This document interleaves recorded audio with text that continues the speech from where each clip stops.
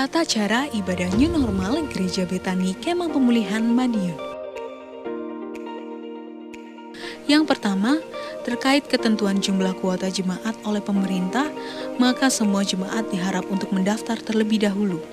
Pendaftaran bisa menghubungi ibadah pukul 6 pagi Saudara Efraim, ibadah pukul 9 pagi Saudari Yemima, dan ibadah pukul 5 sore Saudari Marsha. Semua ibadah bertempat di Gereja Jalan Ahmad Yani nomor 15. Dan ibadah hanya untuk jemaat berusia 16 sampai 65 tahun. Anak-anak berusia 16 tahun ke bawah dan yang berusia 65 ke atas harap mengikuti ibadah online di channel YouTube Successful Betani Families Madiun. Kedua, jemaat akan dicek suhu tubuh sebelum masuk ke lingkungan gereja, mencuci tangan sebelum memasuki ruang ibadah atau menggunakan hand sanitizer. Jemaat wajib menggunakan masker di lingkungan gereja. Ketiga, dilarang bersalaman atau berpelukan, menjaga jarak minimal 1 meter saat memasuki atau hendak meninggalkan ruang ibadah, tidak berkerumun di lingkungan gereja dan segera pulang bila ibadah telah selesai. Terima kasih karena sudah mematuhi protokol kesehatan. Gereja Betani Kemah Pemulihan Madiun selalu menjaga kebersihan ruang ibadah sebelum dan setelah ibadah. Tuhan Yesus memberkati.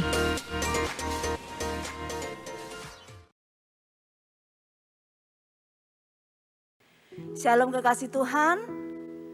Saya percaya pada malam hari ini ada satu kerinduan untuk semua kita datang di hadapan Tuhan. Apapun yang terjadi, apa yang sudah kita alami sampai penghujung tahun ini, mungkin itu membuat hati kita bertanya-tanya apa yang akan terjadi di tahun berikutnya. Tapi biarlah pada malam hari ini kita mengingat kebaikan Tuhan, kita mengingat pertolongan Tuhan, kita mempercayakan semuanya di hadapan Tuhan. Dan di sanalah kita tahu ada damai sejahtera dari Tuhan kita Yesus Kristus. Sama-sama kita masuk ke dalam hadirat Tuhan. Bapa, di dalam nama Tuhan Yesus, ini kami ya Bapa, ini umat-Mu Tuhan, ini anak-anak-Mu ya Bapa. Biar mata kami hanya tertuju kepada Engkau, penolong kami. Engkau Allah yang menyertai kami Tuhan. Dan iman kami tetap teguh Tuhan di dalam Engkau. Kami percaya sore hari ini, malam hari ini, kekuatan yang baru datang hanya dari Engkau. Di dalam nama Tuhan Yesus, haleluya. Amin.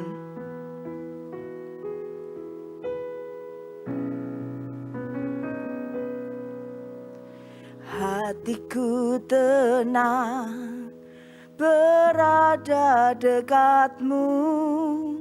Kaulah jawaban hidupku.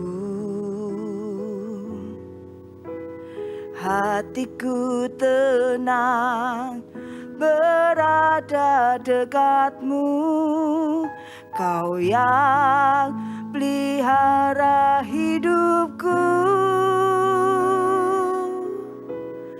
Pertolongan-Mu begitu ajaib, Kau telah memikat hatiku. Di saat aku tak sanggup lagi, di situ tangan-Mu bekerja. Pertolongan-Mu begitu ajaib, Kau telah memikat hatiku. Kini mataku tertuju padamu, ku rasakan kasih-Mu Tuhan.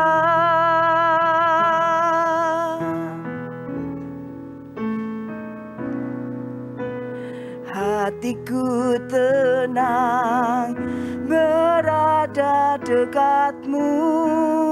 Kaulah jawaban hidupku. Hatiku tenang berada dekatmu. Kau yang pelihara hidupku. Pertolonganmu begitu ajaib. Kau telah memikat hatiku.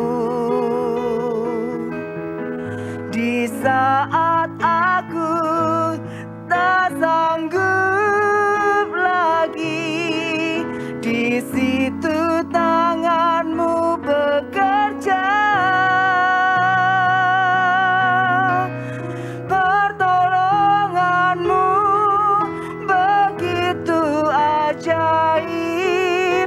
Kau telah memikat hatiku. Kini mataku tertuju padamu. Ku rasakan kasih-Mu Tuhan. Pertolongan-Mu begitu ajaib. Kau telah memikat hatiku. Di saat aku tak sanggup lagi, di situ tangan-Mu bekerja. Pertolongan-Mu begitu ajaib.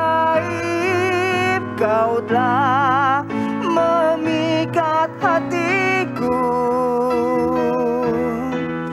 Kini mataku tertuju padamu. Ku rasakan kasih-Mu Tuhan. Pertolongan-Mu begitu ajaib. Kau telah memikat hatiku. Di saat aku tak sanggup lagi, di situ tangan-Mu bekerja. Pertolongan-Mu begitu ajaib. Kau telah memikat hatiku. Kini mataku tertuju padamu. Ku rasakan kasih-Mu Tuhan.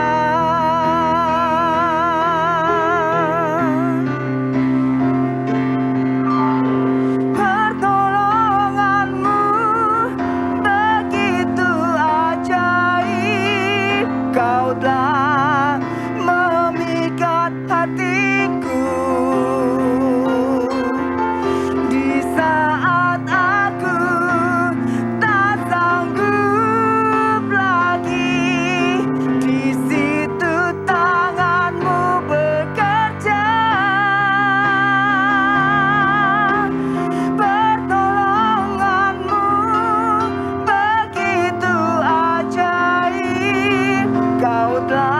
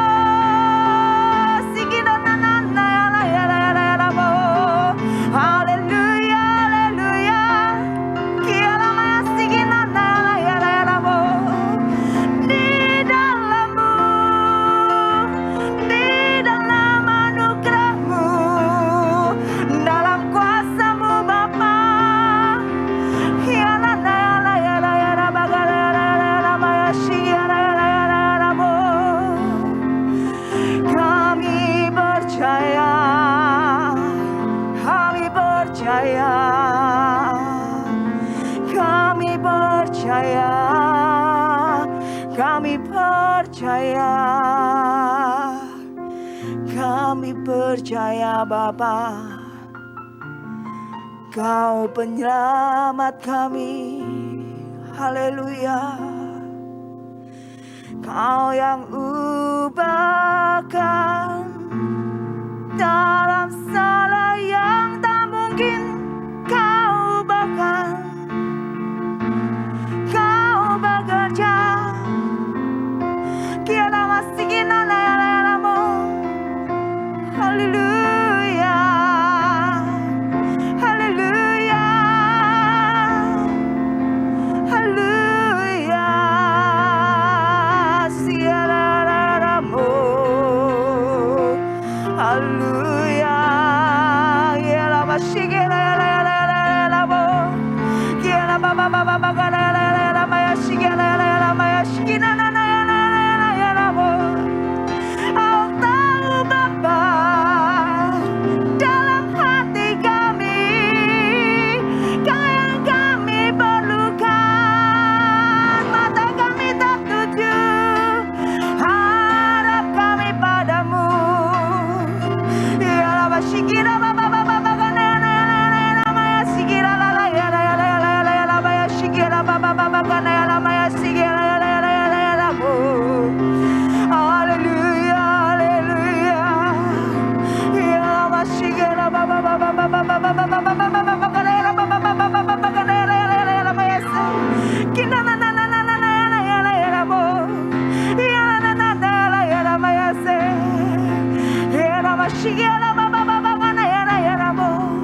haleluya, haleluya,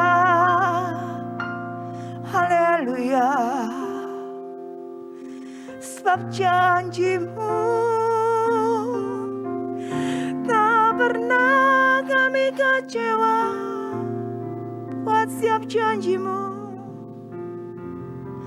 kami percaya Bapa, sepanjang tahun ini Engkau nyatakan janji-janji-Mu dalam hidup kami. Kami sungguh bersyukur untuk setiap pengalaman, untuk setiap penyertaan-Mu. Dan kami tahu Bapa, kami akan melangkah untuk hari yang depan di dalam janji-janji-Mu Tuhan. Kinamaya sikianayaramu, mari kekasih Tuhan, lebih lagi kuatkan iman kita. Kinayarabaka sikiarabakanayaramayase. Biar mata kita tertuju hanya kepada Yesus Kristus Tuhan. Kinamaya sikiarababababakanayaramayase sikianayaramu. Kinababababakanayaramasi sikiarabababakanayaramayase sikirirayaramu.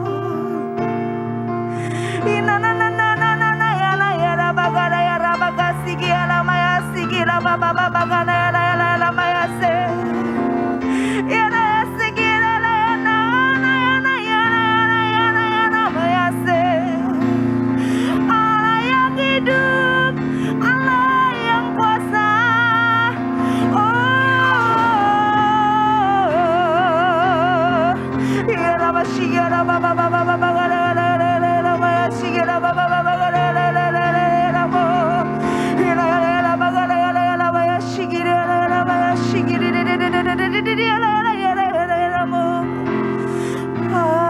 Haleluya, haleluya, haleluya. Kami bersyukur, kami bersyukur. Amen, Jesus. Haleluya. Sebab Kau besar, perbuatan-Mu ajaib, tiada seperti Engkau. Tiada seperti Engkau, sebab Kau besar, perbuatan-Mu ajaib, tiada seperti Engkau. Tiada seperti Engkau, sebab Kau besar, perbuatan-Mu ajaib.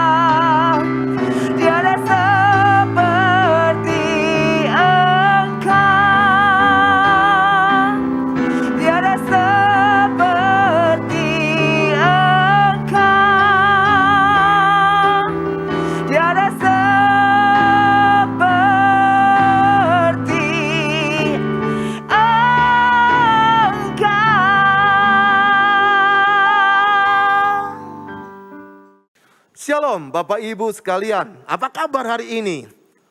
Saya senang bisa berjumpa meskipun melalui media online seperti ini.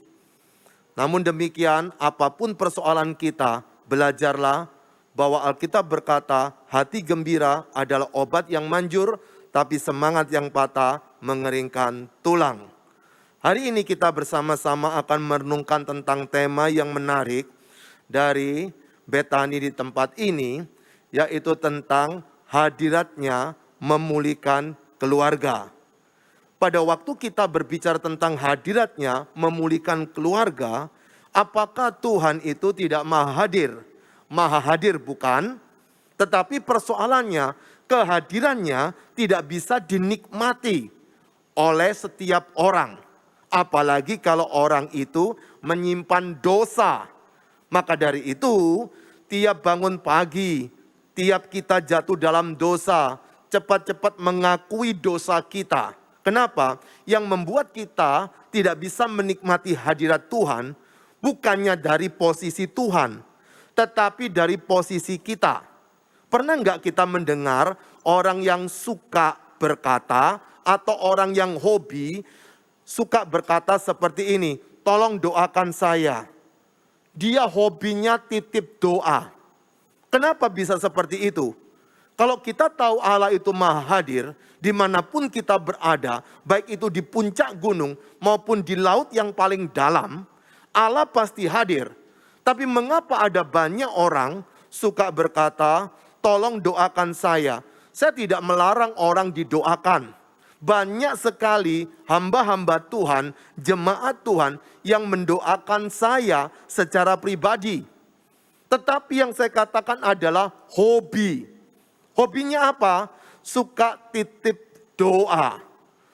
Kenapa tidak mau langsung berbicara kepada Tuhan? Ada masalah apa? Pasti ada dosa yang sedang disembunyikan. Itu sebabnya hari ini jikalau kita mengaku dosa, minta ampun kepada Dia. Ia yang setia dan adil pasti akan mengampuni kita. Dan itu yang membuat hubungan kita dengan Bapa sangat menyenangkan. Kenapa? Karena kita bisa menikmati hadirat Tuhan dalam hidup kita. Bukan cuma di gereja, tapi di rumah kita masing-masing pula. Ataupun di kantor. Kenapa? Karena Allah maha hadir.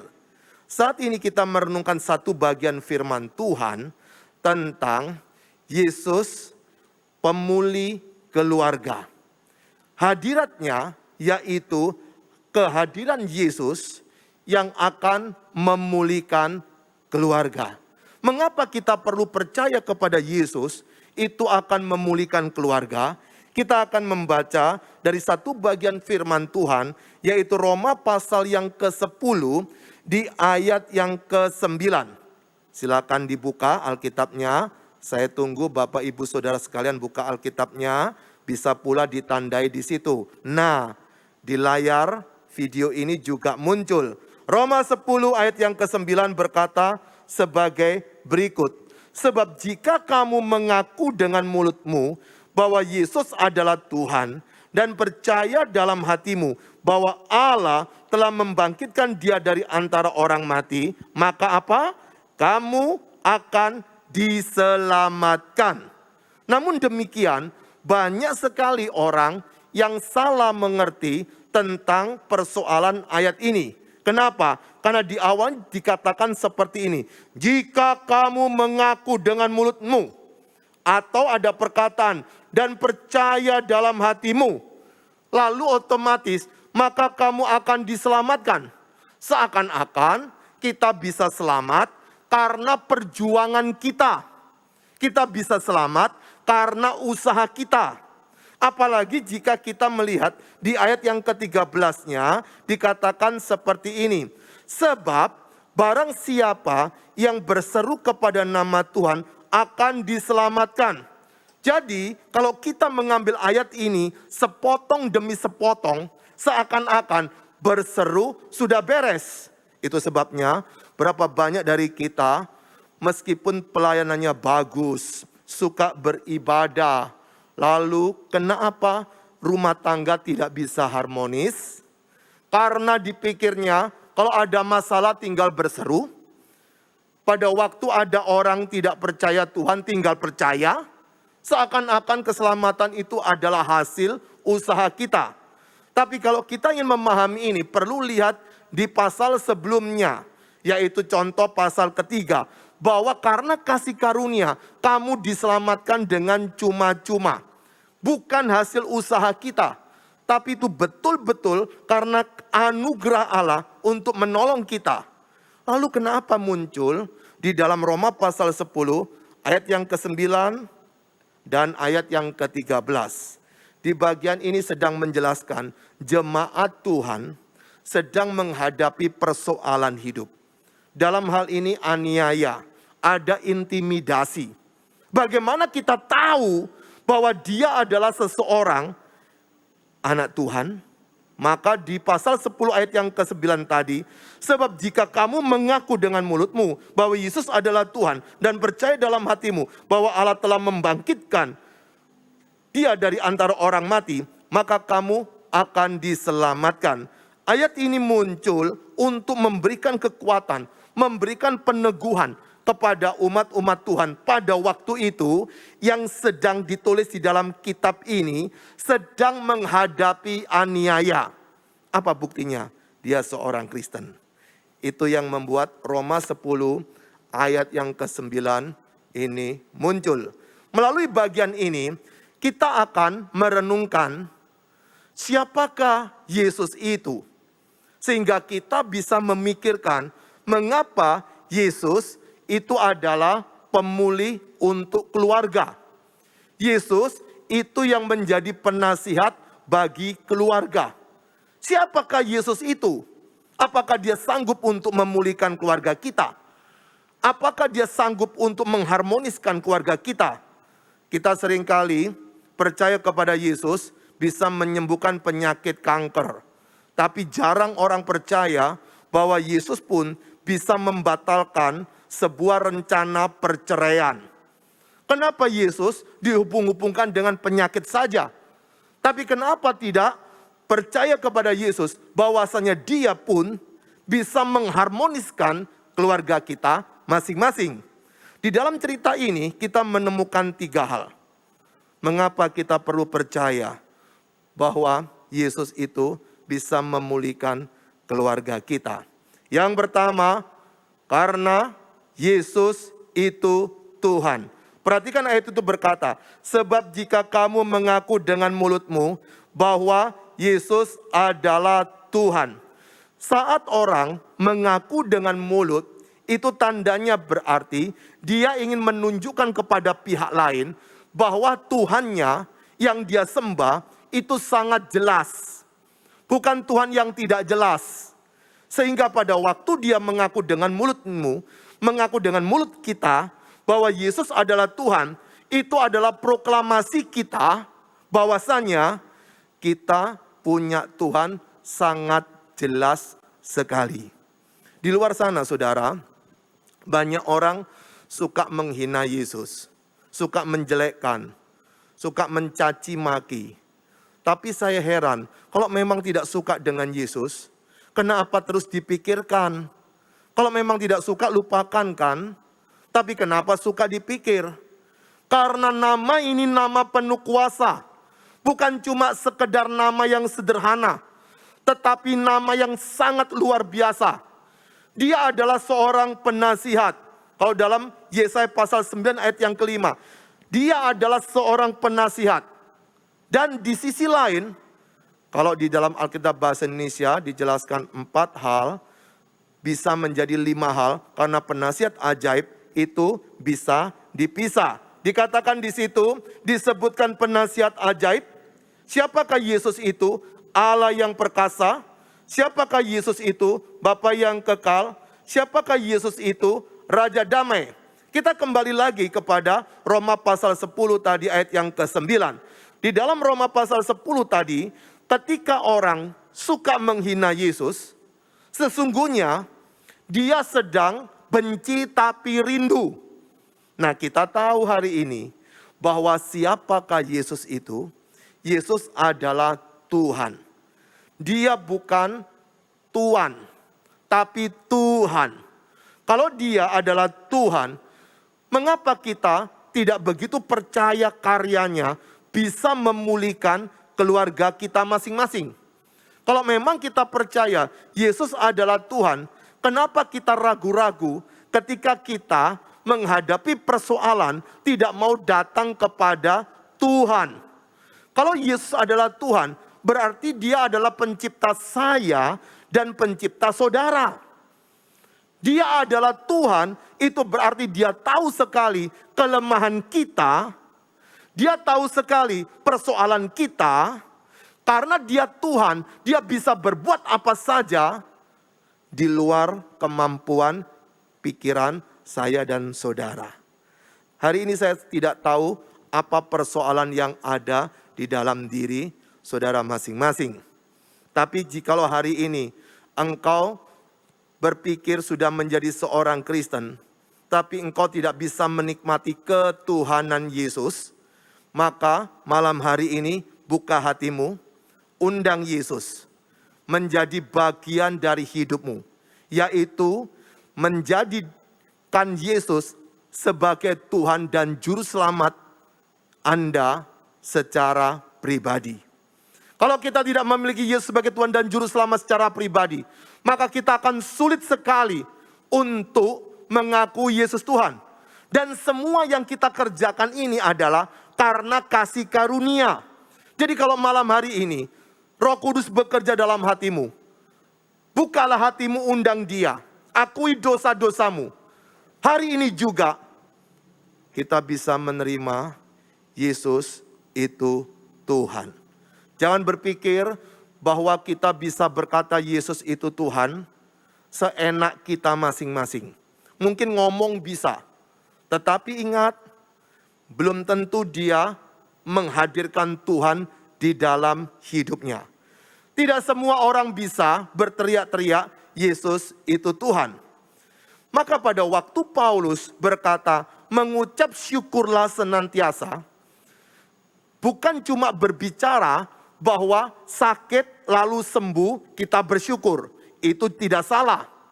Bukan juga cuma berkata bahwa kita tidak punya uang, tiba-tiba uang kita ada dan diberkati oleh Tuhan dan kita bersyukur. Itu juga tidak salah.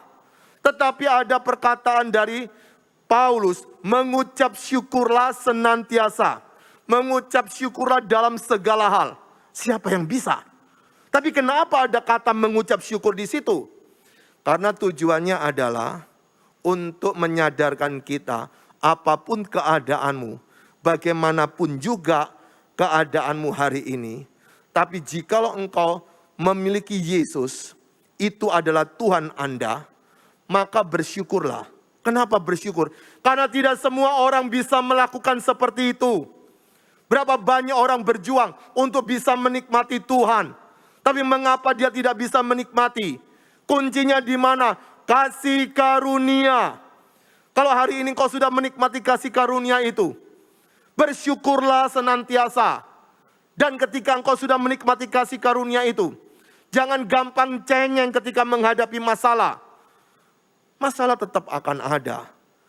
Masa engkau ditinggal pacar bisa teriak meraung-raung seperti tidak punya Tuhan? Kenapa ketika menghadapi persoalan hidup bisa kita sambat kepada Tuhan, tidak terima kepada Tuhan?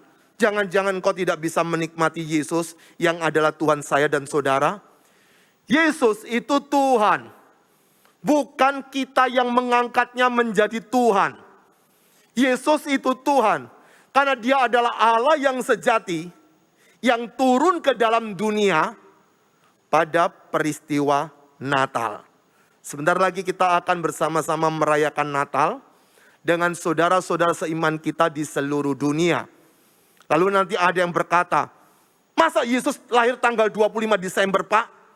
Saudara, setiap bangsa, suku bangsa, itu ada yang memiliki jenis penanggalannya beda-beda. Ada penanggalan Cina, Tiongkok, ada penanggalan Jawa, ada penanggalan Hindu, ada penanggalan Yahudi, ada penanggalan Mesir kuno, ada banyak penanggalan di muka bumi ini. Maka kalau kita mau belajar, apakah 25 Desember itu bisa dibuktikan tentang kelahiran Yesus, para pakar bisa membuktikannya. Maka itu jangan ragu-ragu. Tanggal berapa itu bukan persoalan, tapi tidak perlu ragu-ragu bahwasanya 25 Desember, kalau saya mengucapkan selamat Natal, itu adalah kelahiran manusia Yesus. Allah yang menjadi manusia. Pada waktu Allah menjadi manusia, orang Yahudi pun menolak dia. Tidak mau menerima siapakah manusia yang baru lahir itu. Kenapa? Karena untuk bisa menikmati kehadirannya dia, disitulah kasih karunia yang bekerja. Kalau hari ini kita sudah menikmati Yesus menjadi Tuhan dan Juru Selamat kita secara pribadi, maka kita punya tugas, yaitu memberitakan Yesus. Beritakan kepada siapa saja, baik itu di rumah Anda, di keluarga besar Anda, mungkin di tetangga Anda. Kita bukan sedang kristenisasi, tetapi kita sedang membawa Yesus, menghadirkan Yesus. Karena kehadiran Yesus ini saudara tahu bisa memulihkan baik itu keluarga inti kita maupun keluarga besar. Kita bisa memberitakan siapa sesungguhnya Yesus. Ini bukan bicara tentang agama Kristen, tetapi tentang Yesus, Sang Tuhan tersebut. Yesus yaitu Allah yang sudah menjadi manusia. Tidak masuk akal Pak, masa Allah jadi manusia? Sangat masuk akal, karena Allah itu maha kuasa. Dia bisa berbuat apa saja sesuai dengan kehendaknya sendiri. Pada waktu kita menikmati ketuhanan Yesus, disitulah kita akan menikmati banyak karya-karya rohani di dalam hidup kita masing-masing. Hal yang kedua, mengapa kita begitu yakin bahwa Yesus bisa memulihkan keluarga? Karena Yesus itu hidup. Perhatikan di ayat yang ke-10 dikatakan, sebab jika kamu mengaku dengan mulutmu bahwa Yesus adalah Tuhan. Ayat 9 mundur lagi maksud saya. Ayat 9.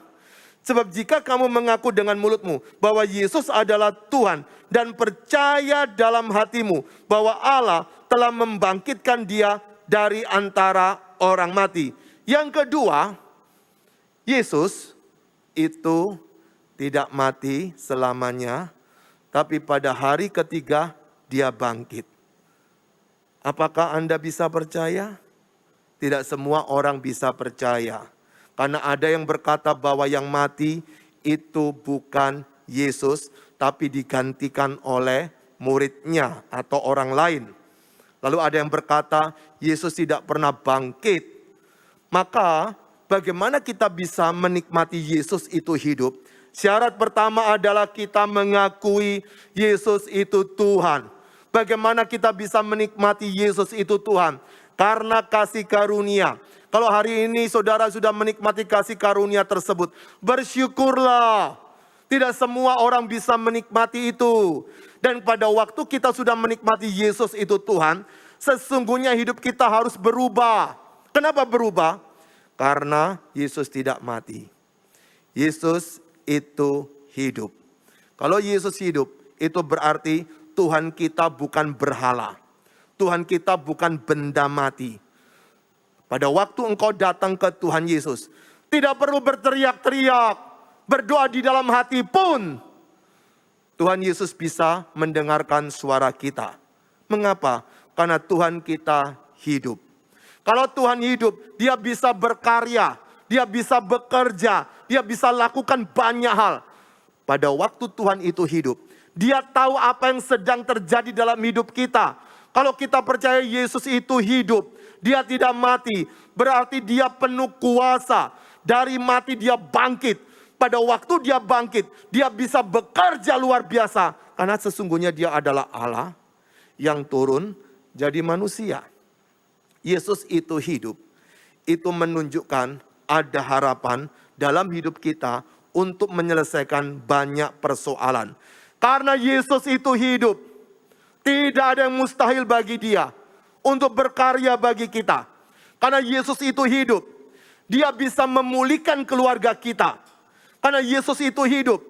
Dia bisa menyembuhkan sakit penyakit kita. Tapi persoalan yang penting adalah, apakah kita mempercayai bahwa Yesus itu hidup? Itulah perjuangan yang perlu kita nikmati. Sehingga pada waktu ada pergumulan, kita tidak gampang marah. Tidak gampang putus asa. Kenapa ada orang putus asa? Karena dia tidak yakin Tuhannya bisa menolong dia. Kenapa dia gampang putus asa? Karena tidak begitu tahu apakah Tuhannya, yaitu Yesus, bisa memulihkan hidupnya. Pada waktu kita tahu bahwa Yesus itu hidup, disitulah ada jaminan bahwa kita bukan cuma menikmati hidup yang kekal. Tetapi selama hidup di dunia, seharusnya jangan mudah khawatir. Seharusnya jangan mudah takut. Seharusnya lebih bisa berdamai seorang dengan yang lain. Seharusnya dia bisa menikmati hidupnya lebih baik. Kenapa? Karena Yesusnya hidup. Dia tidak pernah jadi yatim piatu. Dia bersama dengan Yesus. Hari ini apapun persoalan kita, apapun pergumulan kita, pada waktu engkau mempercayai Yesus itu Tuhan. Dan Tuhan itu bukan cuma ada di singgasana yang jauh, tapi Yesus itu telah hadir di antara kita. Itulah yang disebut dengan Immanuel. Allah beserta kita. Bapa, Putra, Roh Kudus beserta dengan kita. Dan Immanuel inilah adalah pembuktian bahwa Dia tidak pernah meninggalkan kita mulai sekarang sampai selama-lamanya. Amin, saudara. Dan yang terakhir, ketiga, mengapa kita perlu percaya Yesus itu bisa memulihkan keluarga? Karena Yesus itu juru selamat. Pertama, Yesus itu Tuhan. Kedua, Yesus itu hidup. Dan ketiga, Yesus itu juru selamat. Dia bukan guru selamat saja. Kalau guru selamat itu bisa memberikan petunjuk cara mengerjakan sesuatu atau melakukan sesuatu atau harus pergi kemana, guru bisa melakukan seperti itu. Tapi Yesus, saudara, di dalam sejarah hidupnya, Dia pernah berkata, "Akulah jalan dan kebenaran dan hidup. Tidak ada satupun orang dapat datang kepada Bapa kecuali melalui aku." Yesus itu hidup, artinya adalah Dia bisa berkarya di antara kita. Dan yang ketiga adalah Yesus itu juru selamat, sedang menunjukkan bahwa Dia yang hidup bukan untuk memikirkan dirinya sendiri, tetapi juga memikirkan umatnya yang berdosa. Yesus adalah sang juru selamat. Dia adalah juru selamat itu, Dia adalah jalan itu, Dia adalah kebenaran itu, Dia adalah hidup itu. Hari ini, jikalau engkau sedang gelisah hatimu, engkau ingin menikmati keluarga yang dipulihkan, diri kita lebih dulu harus datang ke Tuhan. Terimalah Yesus yang adalah Tuhanmu. Terimalah Dia sebagai Tuhan yang hidup. Dan jangan lupa, Dialah sang juru selamat saya dan saudara.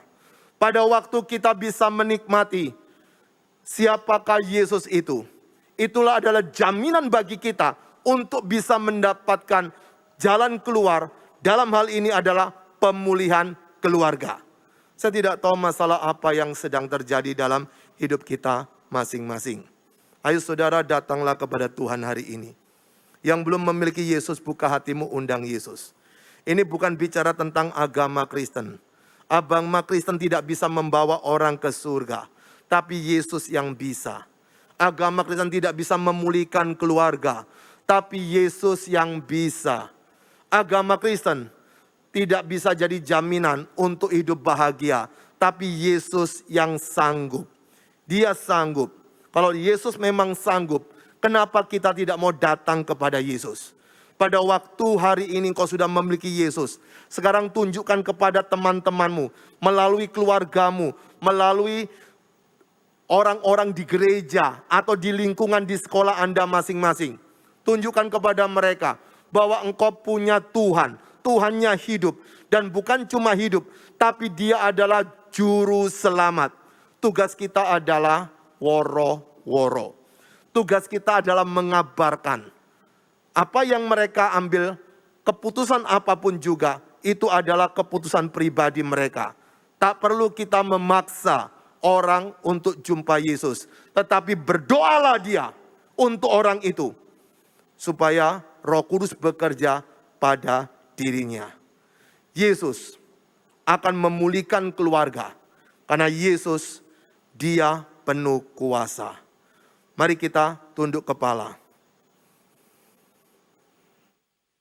Saya berikan waktu 15 detik. Masing-masing berdoa kepada Tuhan. Berkat apa yang kau dapat hari ini melalui firman Tuhan. Tidak ada yang mustahil bagi dia. Untuk memulihkan keluarga kita masing-masing. Mungkin masalah pandemi memporak-porandakan keluarga kita. Mungkin ada masalah ekonomi, saya tidak tahu. Tapi siapapun yang dengar firman Tuhan hari ini, datanglah pada Yesus. Dia Tuhan, dia hidup, dia juru selamat. Silakan berdoa sejenak.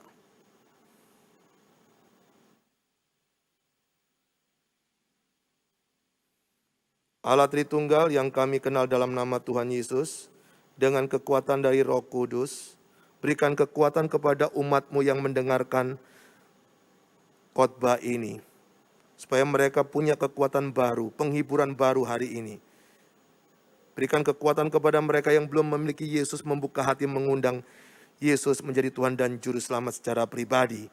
Tetapi yang sudah memiliki, semangat hidupnya menyala-nyala dan bisa menjadi berkat bagi orang lain.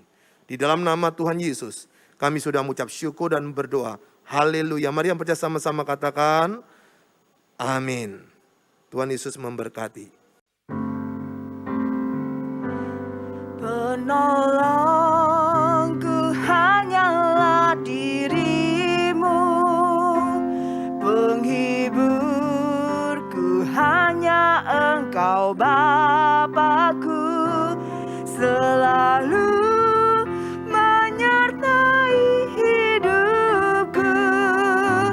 Kau Bapa-Ku yang setia.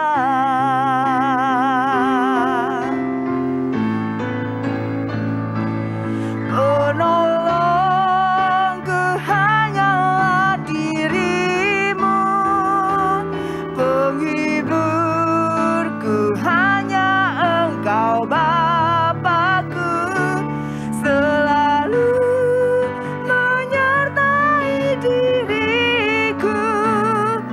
Kau Bapa-Ku yang setia. Kau Bapa-Ku yang setia. Kau Bapa-Ku yang setia. Terima kasih Tuhan atas kebaikan-Mu, Kau telah pimpin kami untuk menyelesaikan doa malam di malam hari ini. Kami percaya Tuhan, Kau telah berfirman melalui hamba-Mu dan kami akan belajar Tuhan, mengerti rencana-rencana-Mu dalam hidup kami. Kau berikan kekuatan yang baru bagi kami untuk menjadi pelaku kebenaran firman-Mu, bukan hanya sebagai pendengaran. Kami percaya Tuhan, biarlah Tuhan di tengah-tengah pandemi yang terjadi, kami tetap Tuhan menjadi berkat untuk kemuliaan nama-Mu dalam kehidupan kami. Terima kasih Tuhan. Terima kasih berkat-Mu yang disampaikan oleh hamba-Mu, dan biarlah Tuhan Kau pakai hamba-Mu senantiasa dalam kehidupannya, menjadi berkat dalam keluarganya, di dalam setiap pekerjaan yang pelayannya. Kau buat hamba-Mu berhasil untuk kemuliaan nama-Mu. Terima kasih Tuhan. Terima kasih juga atas berkat-berkat-Mu yang telah diberikan bagi setiap umat-Mu dimanapun kami berada. Kami percaya Kau bukan Allah yang berhutang dan pasti mengembalikan dengan berlipat kali ganda. Dan kami percaya Tuhan, dimanapun jemaat-Mu pun berada, kami percaya Kau menyertai kami senantiasa. Kau lindungi kami semua Tuhan dalam kehidupan kami. Kami percaya Tuhan, Kau hindarkan kami dari COVID-19. Dan kami siap Tuhan dipakai untuk alat kemuliaan nama-Mu dalam kehidupan kami. Terima kasih Tuhan. Masuk kekasih, kita mengangkat kedua tangan kita untuk menerima berkat dari Allah Bapa. Kira ramata sikap pada ramaya ramaka, kina ramaya rama sikap pada ramaya rama, sikap pada rama. So kasih, terimalah berkat dari Allah Bapa. Di dalam anaknya Tunggal Yesus Kristus dan persekutuan Roh Kudus. Mulai saat ini sampai selama-lamanya. Kau tidak menjadi ekor di kepala. Kau tidak turun tapi naik. Asal makan firman Tuhan dengan sungguh-sungguh. Siapapun yang percaya atas pernyataan ini, mari kita bersama-sama berkata, amin.